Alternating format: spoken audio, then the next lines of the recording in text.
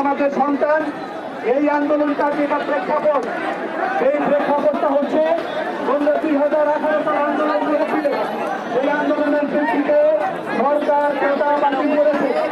সরকার যে কোটা বাতিল করেছে সেই কোটার বিষয়ে পরবর্তীতে সম্প্রতিকালে মুক্তিযোদ্ধার সন্তানেরা তারা কোর্টে গিয়ে আদালতে গিয়েছে। আদালতে যে সেই আদালতে রায় হয়েছে, সেই আদালতে রায় বলা হয়েছে 30% কোটা যে বহাল রেখেছে, তোমরা তার বিরুদ্ধে কেমন করে প্রতিবাদ করছো?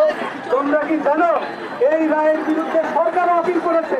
সরকারও বলেছে এই রায়টা সরকারের কাছে গ্রহণযোগ্য নয়। তোমাদের আন্দোলনের 2 জন নেতা ঢাকা বিশ্ববিদ্যালয়ের শিক্ষার্থী তারা আদালতে গিয়ে গাইডেন্স পার্টি হয়েছে। এই যে বিচারাধীন একটা বিষয়, এই আমাদের কথা ছিল যে তোমাকে ধৈর্য করে কোর্ট একটা ডিসিশন দিয়েছে।